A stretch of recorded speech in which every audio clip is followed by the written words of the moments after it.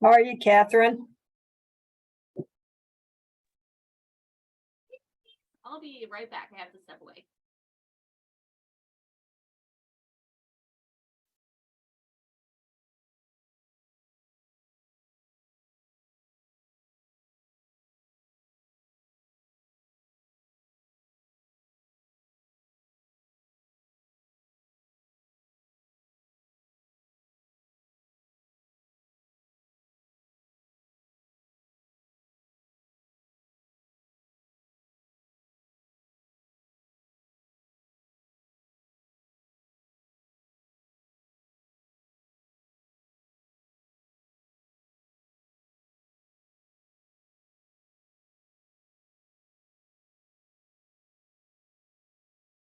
Hey Denise, sorry about that. I just had a medical student stop by. Oh, I know how that goes. Have you had visitors start yet? What you mean? Oh, like sub-Is? Yeah. No, our first one is next week, I think. Yeah, ours too. Yep. Yeah, thankfully I don't have to do much with that. Our admin team does most of the coordination. That's awesome. So are you signed up to take the TAGME exam? No, so I'm actually not even, like, I don't meet the minimum qualification until April because I have to have been in the job for 2 years. Yeah. My goal is to have all of the paperwork ready to submit in April once I hit my 2-year anniversary, and then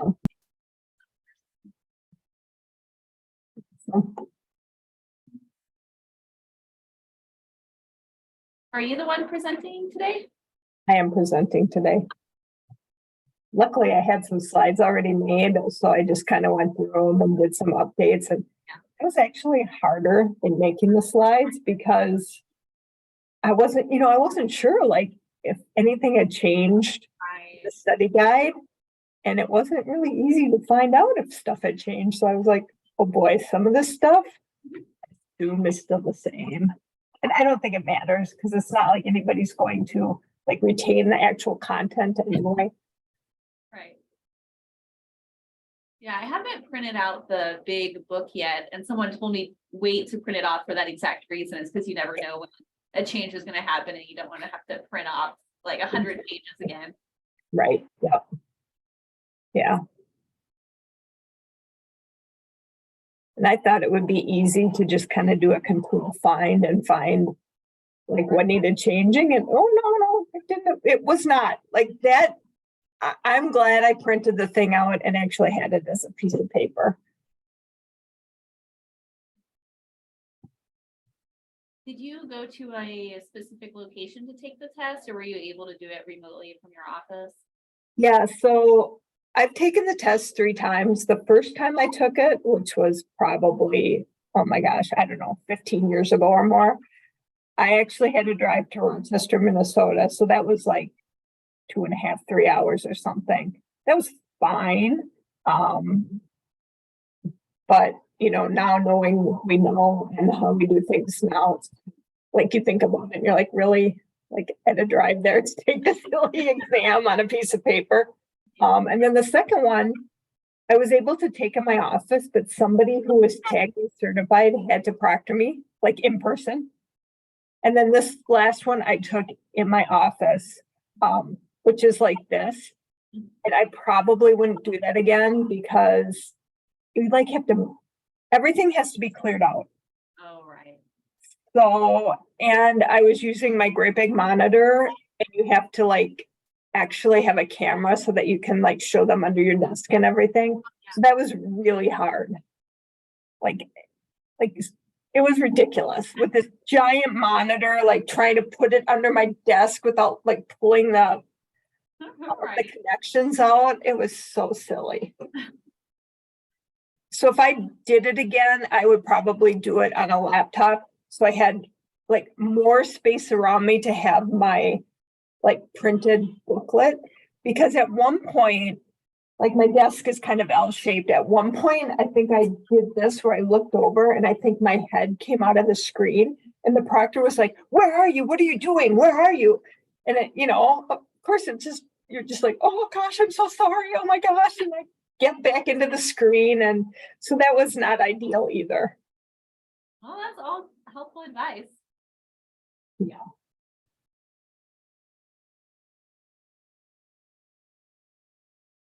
I think, when you talk to people who have taken the exam in the last 2 years, 3 years, it's the proctoring part that seems the most anxiety provoking. Oh, The exam, once you get past the communicating with the proctor, showing them under your desk and all around your office and making sure everything's set up, it's kind of a relief because then it's just answering questions, right? Looking up the answers and yeah. So. How are you, Stephanie? Thanks for joining us. Oh, hey, I'm doing good. So we can only have one screen, right? When we take the test, so just a laptop only, right? It can be a desktop computer, but it can only have one. Have one screen. Okay. Yeah. And because I was going to take it a couple years ago and I got COVID the week that I was supposed to take it. No. So, and it was in December, so it was too late for me to take it then. And I remember reading through stuff then, and they said you couldn't have an Apple Watch or anything like that on. Isn't that right? Correct. Yeah.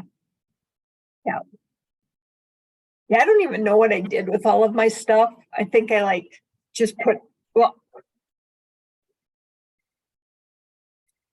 hang on, sorry.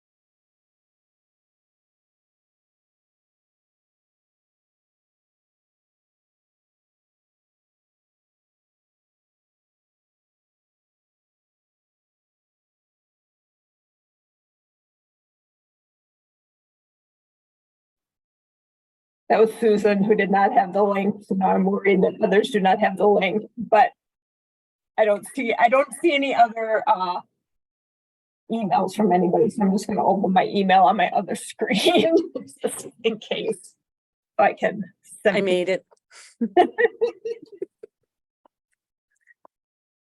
All right. I will share my slides.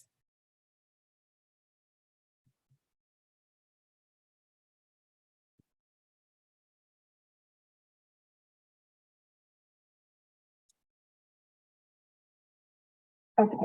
What is happening right now? It's shared-ish. Okay. There we go. Does it look right? Yep, now it looks perfect. Okay. I don't know if it's the dual screen thing because it looks totally different on my other screen than it does on the one in front of me. But, oh well. Okay. So welcome. So today's topics are FREIDA and NRMP. Both of which are fairly big sections. The FREIDA, not so much because there's not a ton of information about it.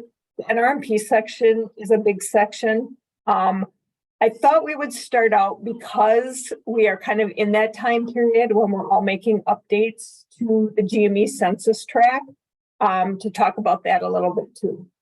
So I added some information. I went ahead and did mine last week one day and then added a little bit of information because there were a few things that looked a little different.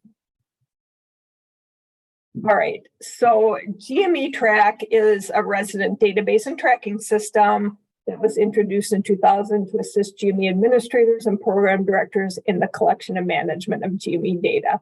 So you all should have received an email from, I believe it comes from GME Track itself, regarding the National GME Census. And it's broken up into 2 different surveys.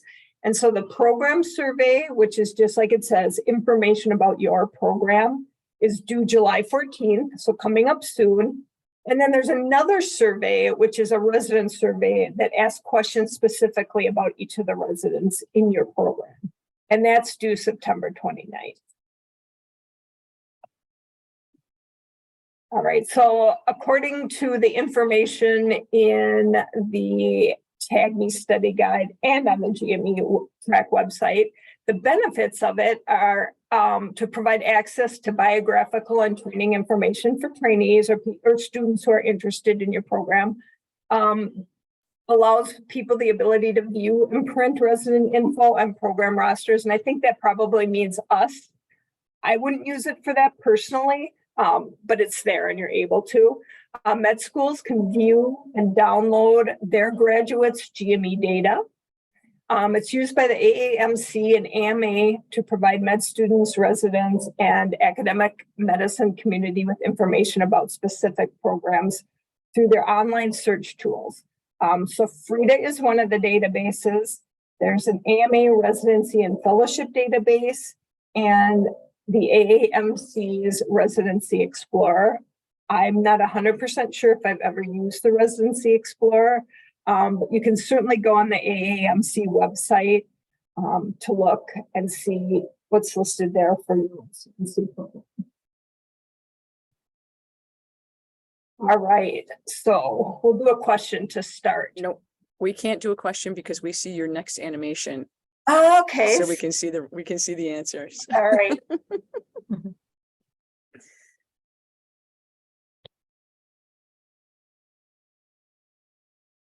All right, so What if you go up to display settings up top? There we go. But now we can see everything.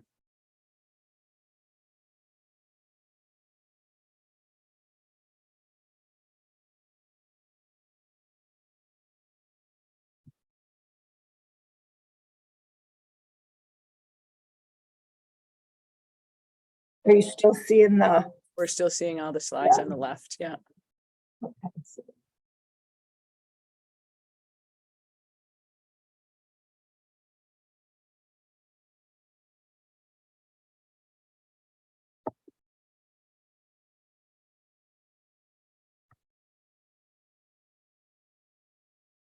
It's usually at the top where you can see, right, where you can see display settings. This is like, Yeah. What about over the, can you see to the left? It says display settings. yeah, and unfortunately, the Zoom toolbar is covering it. Oh, I can't. Goodness, seriously. that's hilarious. This is so typical for me, I tell you. Welcome to my world. This is There why we I go. don't do presentations. There we go. Okay, That's perfect. all right. I need a few more screens in my life, not really. Okay. Thank you. So what or who is FREIDA? And I'll let you guys read through this. I'm glad Susan came.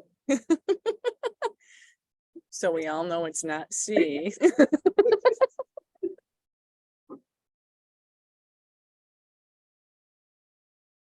You can unmute with your guesses, just because I don't think I can. I can see the chat probably if I make an effort to see it. I just don't want to mess anything up.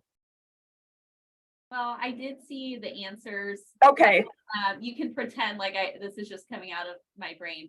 I believe A and D are the correct responses. fair enough. All right. So then you get to see when I actually Googled Aunt FREIDA, something came up. Numerous pictures of this woman from, I think it's the show with Fran Drescher. What was that? The Nanny, maybe? Mhm. And we're talking like the 80s, aren't we? 80s or 90s. With that hair, it totally looks like the 80s. Yeah.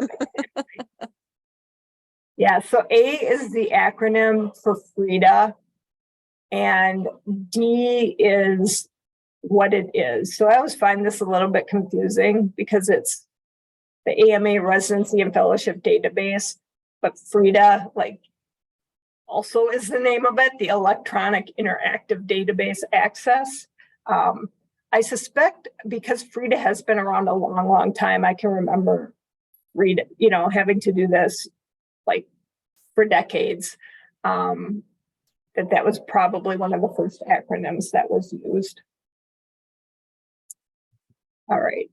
So when you open up your national GME census or your GME track this year, it's going to look a lot different. I think probably for the better. You'll log on using your AMA logon. So like when you log into vSlow or the ARIS PDWS, it's that same login screen essentially. So you're using, I believe I use the same one. So like I just have it saved in my computer. So I always am using the same AMA logon, which I thought was really great. So, and then it just here's is the welcome to GME track. It tells you about it, all of the stuff that we tend not to read. But this will look different than it has in the past when you access it for the first time. And this is where you go once you hit search and select. You'll select your program, you'll hit the little program ACGME ID link at the bottom, and then you will be taken to the actual survey where you can update information about your program.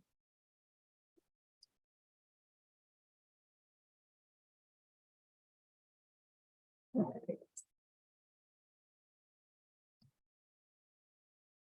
right.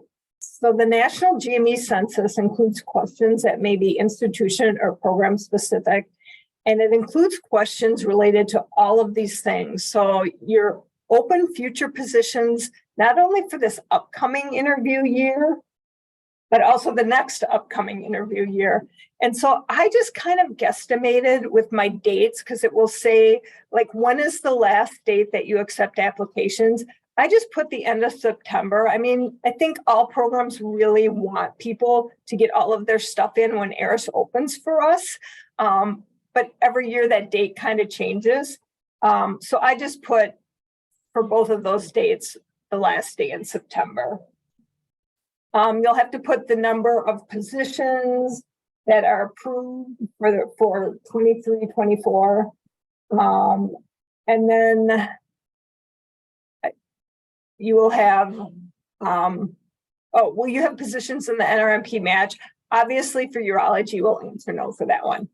If you have any formal affiliations with MD granting or DO granting medical schools. So for most of us, it is, the medical school that we're affiliated with, your program setting, what your USMLE or COMLEX requirements are. And this could be, do you require that students pass USMLE step 2 or COMLEX step 2 before they apply to your program?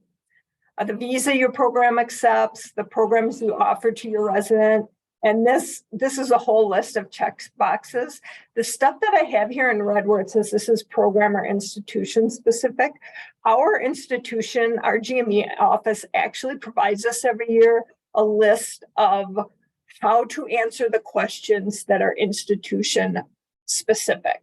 So the things that our institution offers residents, and then the things that we as a program offer them, like if you get them iPads, that's one of the things that you can check. You kind of need to have a guesstimate of the hours that your trainees spend in didactics, on call, if moonlighting is allowed. There are a few questions regarding the way you evaluate your residents. There's some questions about faculty, basically how many full-time faculty do you have? How many part-time faculty do you have?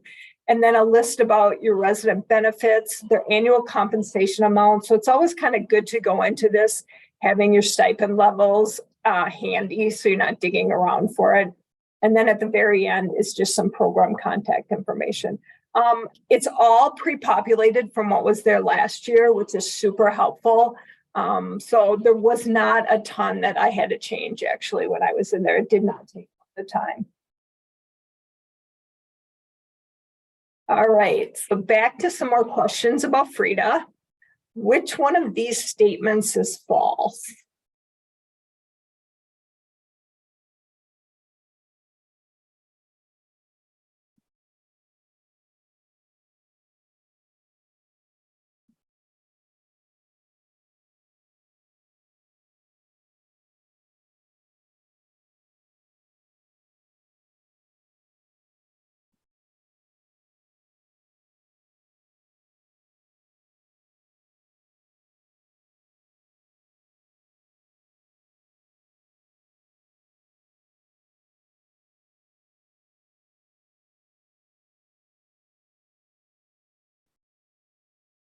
I'm going to say E.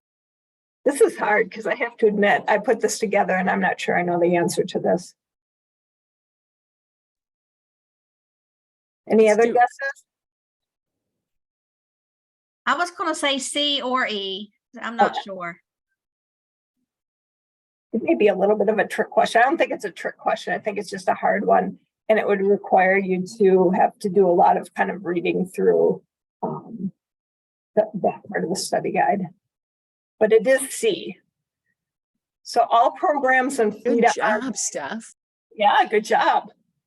All programs on FREIDA Online are accredited, but accreditation status is found on the ACGME website. So if you want to know if somebody had like full accreditation, if they were on probation or whatever, you would have to look at the ACGME website opposed to FREIDA. All right, good job, guys. Oh, okay, well, there's another smooth move on my part. So additional training or educational experiences refers to training beyond the accredited length of the program, as well as additional experiences that programs offer, but are not required for completion of the program. So bad on my part for not setting up my animation correctly. The answer is yes. But again, this gives you just a good idea of the fact that a lot of these sentences that these various, like FREIDA or NRMP have on their websites, which is what is in the study guide. It's a lot of words. And you just have to be able to kind of, read through it and just sort of decide what the best answer is. Oh yeah, there. All right. Items you will update when completing your GME track program survey.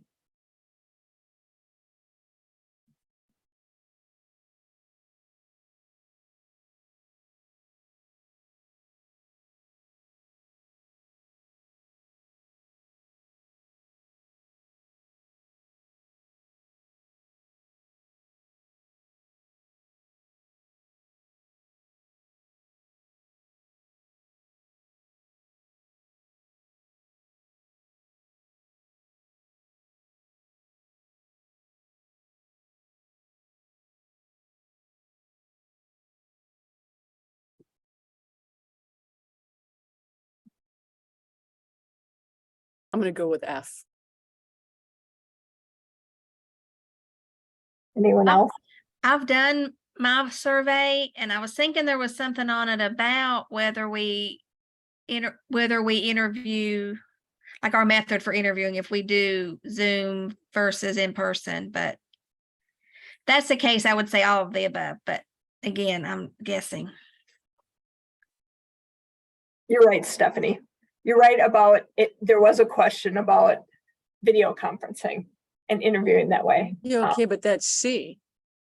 Right. That is C, but that's Oh, not. that's true. Oh, yeah, that's true. Okay, never mind. I was just telling her she remembered correctly that Yeah. that question is there, but it is F. So you won't be asked the amount of your resident's educational allowance. You'll just be asked how much the resident at each level makes annually.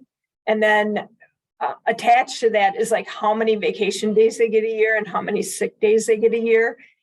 There may be a question about, do you offer an educational allowance, but there's not a question about how much is the educational allowance that you offer them.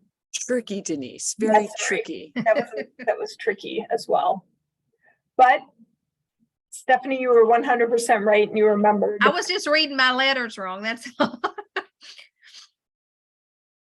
All right. I'm worried I'm not going to have enough slides, but nonetheless, there are a few more slides here for the NRMP, also known as the match, that we don't use, but will be tested on. So the NRMP manages the main residency match, not urology, obviously, not ophthalmology, but I believe all the other residency programs in the country, utilizing the registration, ranking, and results, the R3 system. So there are two separate matching services. The main residency match, which is the timeline, kind of similar to ours. It's just that their match occurs about a month later than ours, about a month and a half, actually. So that is the match for the residency program. And then there's a specialties matching service for fellowships and subspecialty programs. Not all accredited fellowships use this. I had fellowships in the past that used the San Francisco match. Some of my fellowships used NRMP, my residency used NRMP, and some of my fellowships used the San Francisco match, which was kind of a pain in the neck because it's a lot of different rules and regulations and systems that you have to kind of know. But once you start using NRMP, I have to say, actually, the system itself, I found to be a little bit more user-friendly than the urology match. And, you know, the rules are just, they're out there for all programs. So everybody's following the same rules, and the rules are very, like, once you go through the NRMP section in the TAGME study guide, you will see, I mean, it just goes on and on and on for so many pages. So it just massive amounts of rules. They also provide something called SOAP, which is the Supplemental Offer and Acceptance Program. So unlike our match, the applicants that don't match kind of have this mini match after match week or during match week. So that they have an additional chance to try to get into a program that didn't fill. So once the match occurs, there is a binding commitment for the program to offer a training spot and for the applicant to accept the spot. And that's just a really important thing to remember about the NRMP. They, you know, it is a binding commitment, and it's the same with our match, but that the applicant and the program, even if they would decide together that, you know, the applicant, like, say, came to you and said, I want to go somewhere else. It's just, I want to be with my significant other who I just met or whatever. You have to go through the NRMP to have them actually give them some sort of, oh gosh, I can't think of the word. We'll actually get to it when we get a few slides down the road. But programs and applicants cannot decide that an applicant is not going to be your resident. It is very much a binding commitment. All right, next slide. A sponsored or enrolled medical student applicant can withdraw from the match on his or her initiative. True. Yeah, I think that's true. Yes. So only medical schools officials can withdraw a sponsor. So once the student has applied with NRMP, only their medical school can withdraw them. Now, I don't know that that is true for an IMG. That would be part of the study guide. And if that's a question that they ask, it's obviously an answer you would have to look and find in the study guide. Denise, do you know if that is true also for the urology match? Because I'm thinking last interview season, there were a few military people who had to withdraw their application because they ended up going through the military match. I chime in, you guys, if you know. I suspect that it's easier in that my guess is you just email, is it like Sandra Howard, and just say exactly what you said. I was a part of the military match. I matched into a program. I'm withdrawing. I think they have to withdraw before the match, because I also had a couple of people from the military that had to withdraw, but they usually withdraw a couple of weeks before the actual match. Yeah. So even before we submit the rank sheet, we know that they've already withdrawn. But it's the student that lets us know, not their program. Yeah, right. Yeah, so I suspect it probably is a little more lenient for urology.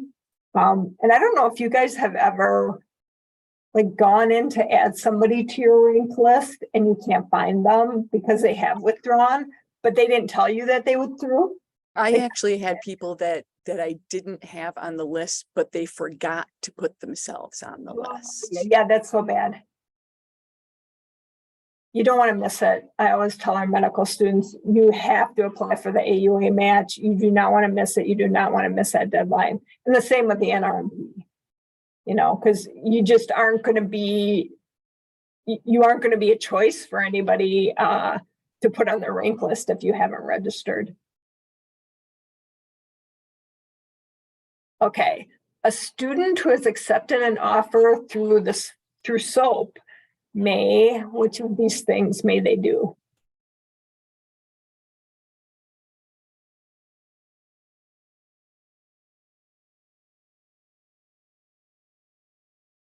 Oh, that would be E. And if this is a trick question, I'm going to be mad.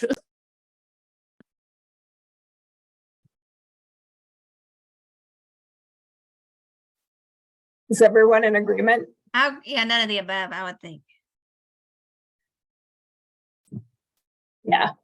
So as I was saying before, only the NRMP is authorized to release an applicant from the program and the program from the binding commitment. So release apparently was the hard word I was looking for and couldn't think of. All right. Applicants who have matched to a program or accepted a position during SOAP shall not apply for, discuss, interview for, or accept a concurrent year position in another program prior to the NRMP granting a waiver. True or false?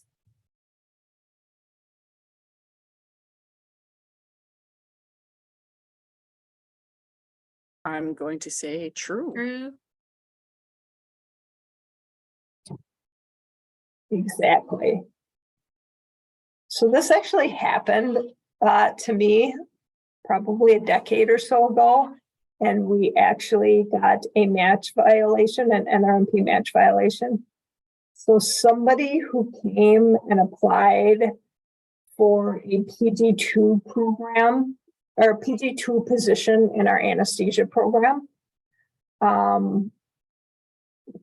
we were able to pick people up outside of the match in those days.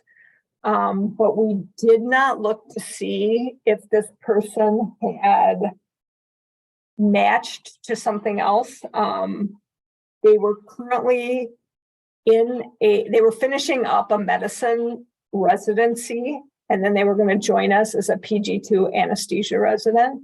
She had already matched to a fellowship, like a medicine fellowship, and unbeknownst to us. And she went to tell the fellowship program director that she had decided she was going to come and do anesthesia. And they basically called the NRMP. And so this poor woman got a match violation. She lost her fellowship spot. We got a match violation. We lost her. And she called me crying because she was afraid she was actually going to be sent back to her country with her children. Her husband was here, and her children and her. It was just the most tragic, terrible position, and a really hard way to learn a lesson about getting away from it.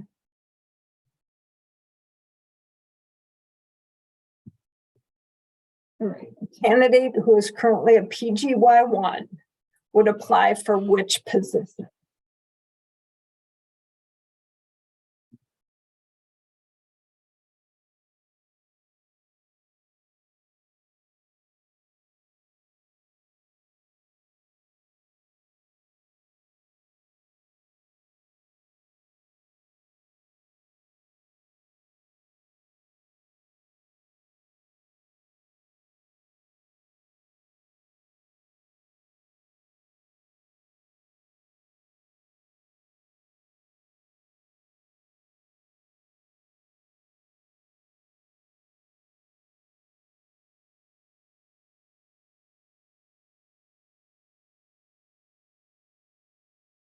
I'm going to say either C or D. I was going to say the prelim positions, but C's my guess. Yeah, this is a little bit of a trick question too. And I'm only familiar with this because we used to have these positions. So this would be if a resident was currently a PGY1, but hadn't matched to anything else. So say they were doing a transitional year somewhere or a prelim, like a medicine prelim or surgical prelim. They didn't match into anything beyond that PG1 year. They would apply for something called a physician or R position. And so my program, when I was in the NRMP match, we had categorical positions, which were just bringing people in at the PG1 level, like we do for our urology match now. We also had advanced positions for people who wanted to match into a transitional year, but then wanted to match into your program the following year. And then we had our positions, which were people who were currently matched to a PGY1. So these are all of the various types of positions that someone could match into in the NRMP, and you would have all of these various tracks. You would have different quotas for each of these. So like our categorical would have been 10, our advanced would have been 2, and our physician only was generally 2 as well.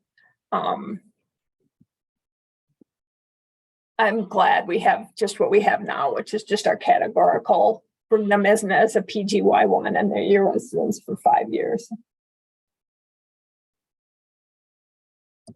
All right. So a urology program coordinator would not care, but program coordinators utilizing the NRMP match pay special attention to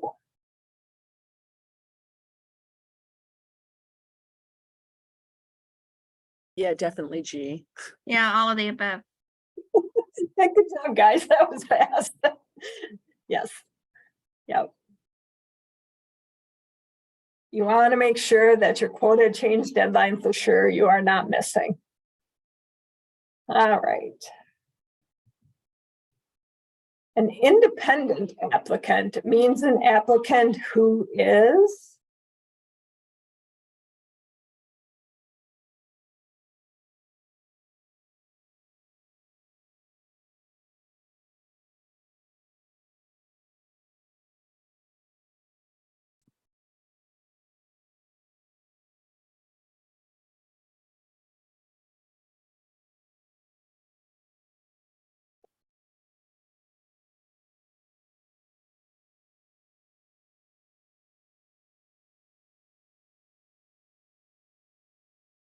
Is it D? D. I'm going to say D as well. it is all of the above. I'm sorry I was late. I had to put out fires. So again, all of that information you see on this slide, I pulled out of that study guide. So that just goes to show, and not to scare anybody, because this would probably be laid out in front of you in an easy enough manner that if the question were independent applicant means, you would be able to, like, it would say independent applicants are, and then it would be like A, B, C, and D. So like this. But I'm just want everybody to get a chance to see that there's just so much information. And, you know, here now we're seeing acronyms starting to play a part and things that, like, I don't know about you guys, I don't think about the AOA COCA accredited medical school, the 5th pathway program. This is just to kind of get everybody just kind of familiar with some of the stuff that's in there, knowing that we, especially in our specialty, don't, like, we're just not familiar with the NRMP stuff. All right. So Dr. Radcliffe matches to a program through the NRMP match. She is excited to move from rural middle America to a large city. 4 days into training, she calls you in tears because the city is not what it's cracked up to be. She asks if you have an open position, and if so, can she transfer tomorrow? Because she trained at her matched program for 4 days and you have an open position, your PD says yes. Is this permissible? No. No. Good job. So no, programs who terminate or applicants who resign within 45 days of the start date of the appointment agreement without a deferral from the NRMP will be in violation of the agreement, as will be the PD who said yes to this applicant. The story actually is based on a true story. We did not say yes to her. We did not get a match violation that time, but she did literally call me up 4 days into training in tears, bereft, because she did not want to live in the city that she matched in. And that was another hard thing to have to, listen to. We sort of had that happen, but Yeah. ours actually worked. Really? Because we had someone that decided not to start with us. So we immediately had an opening. And one of our attendings worked with a girl while he was a fellow, and she was still looking. She didn't match, Okay. or she had matched into like the Gen Surge just to cover that portion. And when we contacted the AUA and on the ABU and everybody, and we said, look, we have this person, we contacted her PD and he gave a letter saying it's fine, she can transfer. So they were like, as long as everybody is in agreement, we'll let it slide. Okay. And that was through the AUA match, correct? Or was that through the NRMP match? It's the AUA. Okay.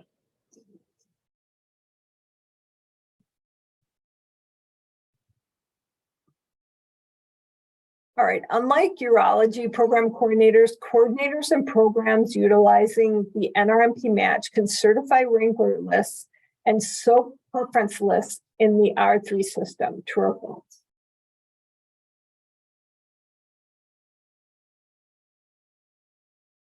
Well, since I never used SOAP or NRMP, and I'm I just gonna- only, Yeah, I mean, I'm gonna say false. yeah, I would still think the program director or somebody needs to certify it, but Yeah, that's correct. Yeah. So that too changed with NRMP, like it changed with our match. It used to be that we could do it. And then, at some point, I don't know if there were issues or what. Can anyone remember what the 3 R's in the R3 system stand for? I will admit I probably wouldn't get the one.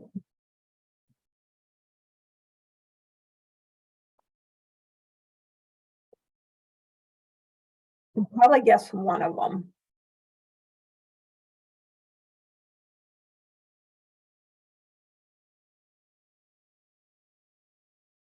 I want to say registration and rank, but I don't remember the third. That's 2 of them. Good job. And results, I just.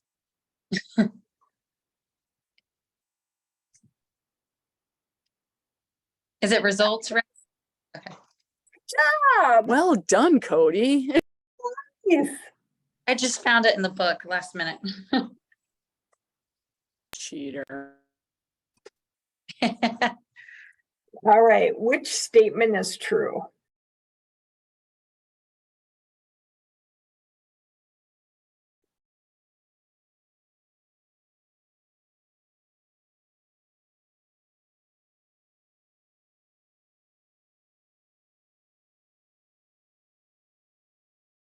I think C is true. There have to be programs that, because of extenuating circumstances, can't fill all of their spots at some point. It seems like there would have to be some kind of accommodation for that.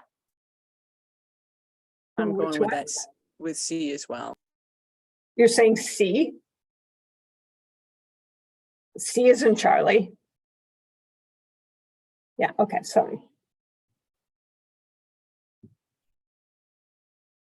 No, actually, programs cannot have a quota of 0. So I think if you're in the match, you have to have at least a position. You don't ever want to ignore the applicant match history. That's the thing I was talking about. That's the way you would look up an applicant to see if they had matched into a fellowship and should not be matching into your program.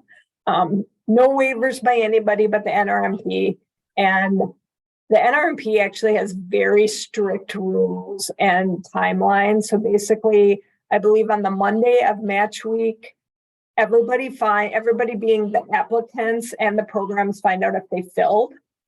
And then I think the students who did not match then have a couple of days to soap and do all of that. On Thursday, programs find out who they filled, but they can't tell anybody because the students don't find out until the next day. So unlike our match where we all find out together, which I think is great, there's that kind of thing. And, you know, I would have people come knocking on the door on Thursday morning. So who'd we get? Who'd we get? It's like, we can't tell you. We won't tell anyone. Oh, sure. And this was before social media. There's no way I would tell anybody now. It'd be out there so fast. But any fees paid by programs and institutions are not refundable, which is probably the case for everything.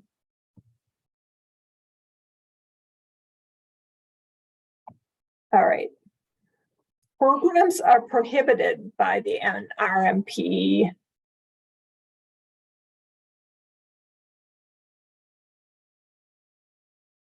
Oh my God, E.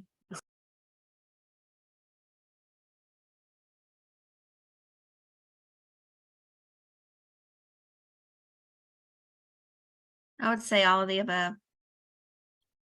Are we all in agreement? Yes. Persuasion is restricted. You cannot persuade somebody.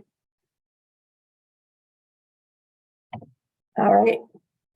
Program versions are the option to revert or donate unfilled positions in one program or track to another in the event that the program or track does not fill during the processing of the matching algorithm.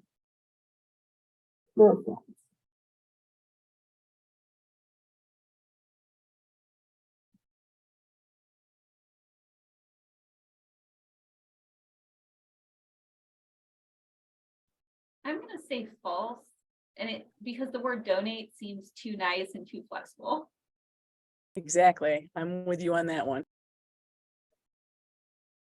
So in the instance where I was telling you we had like 10 categorical positions, 2 advanced and 2 R positions, you could actually set it up so that you would revert or donate anything that doesn't fill. So if you're advanced, you could set it up so that if your advanced positions didn't fill, you could potentially fill 2 more categorical spots. And vice versa. There were lots of different ways that you could set that up. I do not miss that at all. It worked well. And it was nice that if you didn't fill, you know, you didn't have to second guess like how many positions you should put as R positions or advanced positions if you knew you could have those positions donate to your categorical. So they would just run the match algorithm for like your advanced positions first. If you didn't fill, they would revert those.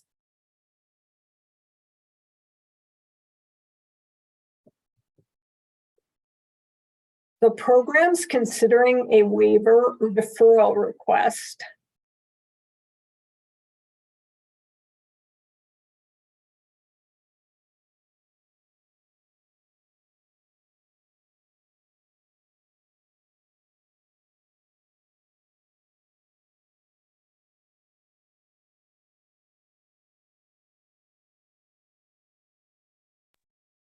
F. Yeah. Yeah, good job. Yeah, so it is F.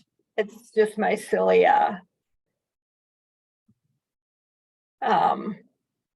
transitions here, my animation. Yeah.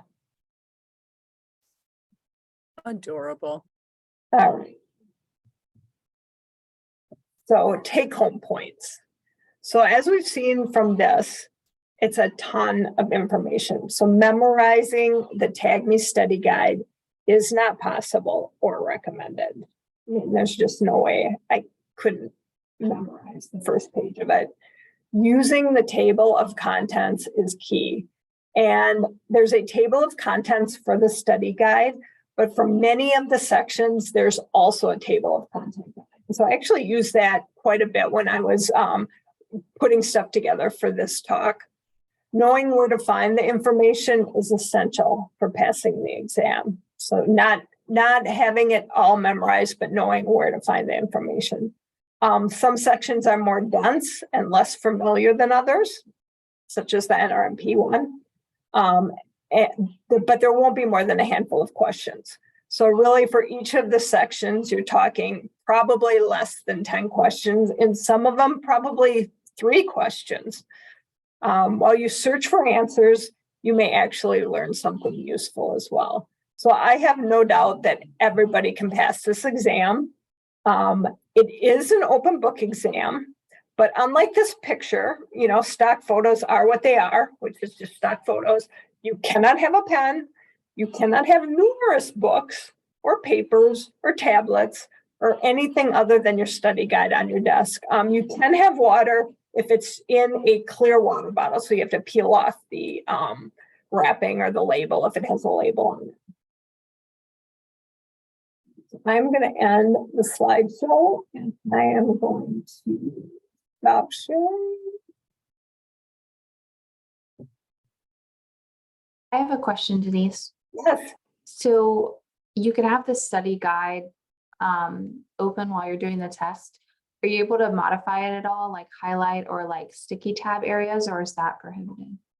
Yeah, so you can add tabs to it. You can highlight, you can write on it, you can put sticky notes all over it.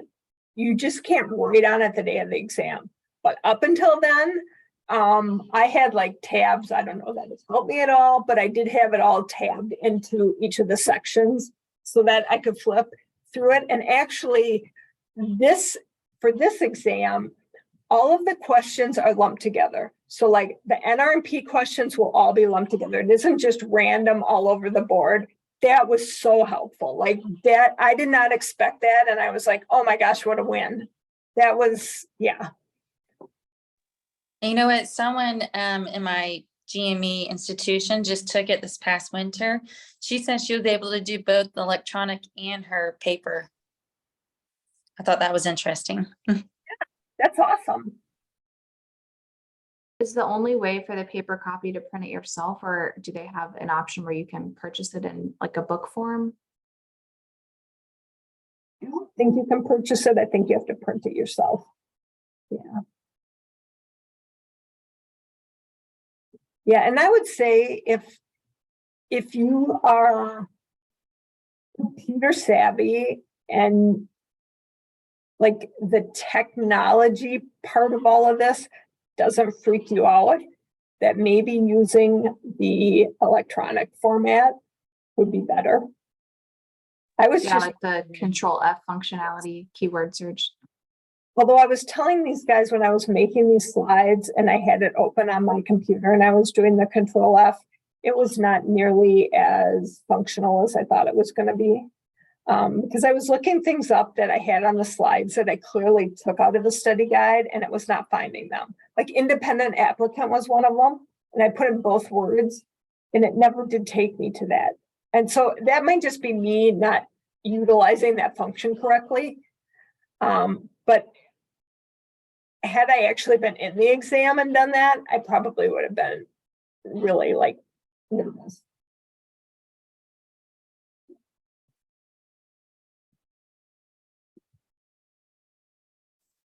So anything else anybody wants to talk about? We still have a few minutes left if you want. We can leave early, but yep, go ahead. Sorry, I'm losing my voice. Where did you find independent applicant? Like I'm looking at the table of contents right now. Like what would be your suggestion on what category? Like just kind of browsing this quickly. I'm like, where would I find that? So are you in the NRMP section? I'm in the, yep, I am.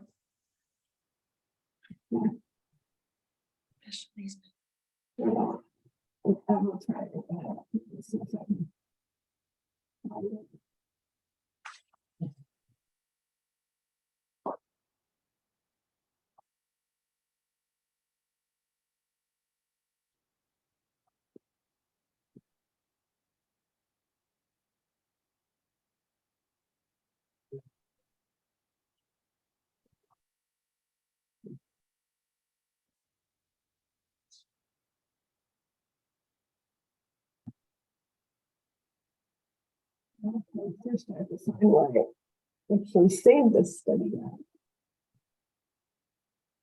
I'm sorry. I'm just curious, like, a Oh, yeah, time. yeah.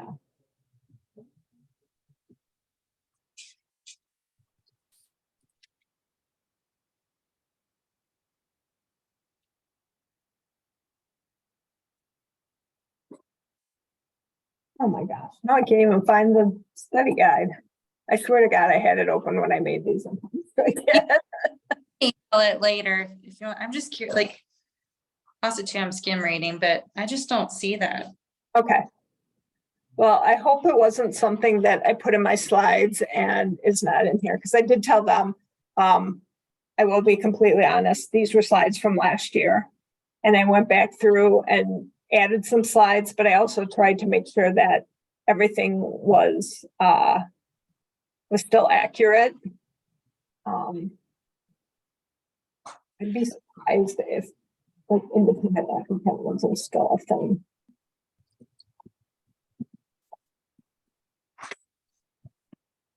What independent applicants?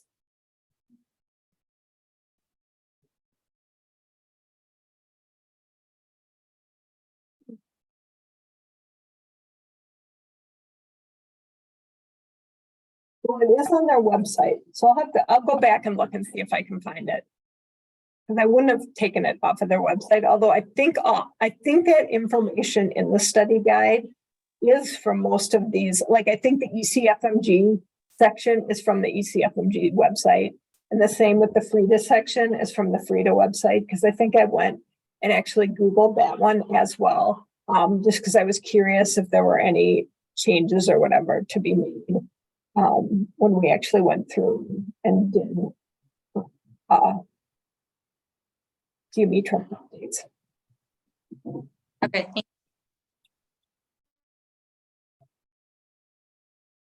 And hopefully, unlike me, TAGME is never going to ask you questions that are not, the answers aren't found in the study guide.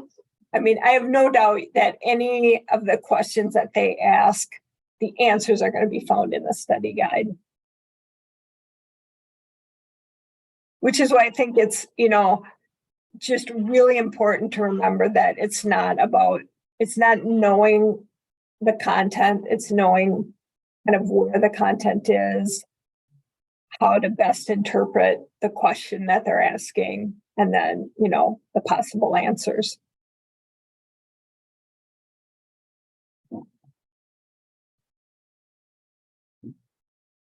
Thank you. This was really helpful. I actually just found the group last week, and thank you, Susan, for helping me get set up. But I'm sitting for the TAGME certification this year for the first time, so the timing for these sessions was perfect. I God really bless you, girl. I appreciate am you. so not doing it. You go, girl. And Anna, I'm from Jacksonville, so whoop whoop. Wow. Okay. Yeah. What program do you support? I'm at Vanderbilt in Nashville. We moved here 3 years ago. Oh, okay. You just know the area. Yeah, I did my intern Awesome. at Mayo at Public Affairs. Sorry, we can talk. Okay. Yeah, definitely. Shoot me an email or something.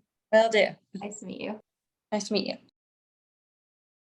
Well, you're welcome to join us, obviously, Anna. We're going to have a number of these coming up. And when is your exam? I have not got the email to register yet. They said expected around July 5th. That's right. So I'm going to try to do it earlier rather than later. Definitely before like the interview season starts ramping up. So I'm thinking like August timeframe. Sounds great. Yeah, it's hard to believe, like 2 days after our residents start that we're thinking about interview season. Here we are thinking about interview season. So hopefully everybody's new academic year is off to a good start. So far, so good. Mine at least are doing as they're told. Yeah. The biggest hurdle, right? Absolutely. Yeah, well, this is great, Denise. It was awesome. Thank you. I was like, sorry. Yes, thank you for taking the time to put those slides together. That must Sure. have been, It was a nice change last week. I mean, like I said, some of them I'd already put together, so it wasn't that much work. But onboarding has been a bit of a struggle this year, and it was just really kind of stressful. I still have a PG1 who's not cleared at the VA, and I just feel like so many of these hurdles are really kind of unnecessary. But for sure. Well, I hope it goes a little smoother after Oh, yeah. today. yeah, I think the two that are on urology are carrying the floor pager, and the other two, I assume, are okay. So, no news is good news, right? Right. So true. All right, ladies, thank you so very much. Off to the next meeting. Enjoy the rest of your day. Yeah. Yeah. See you guys. Bye. Bye. Thanks.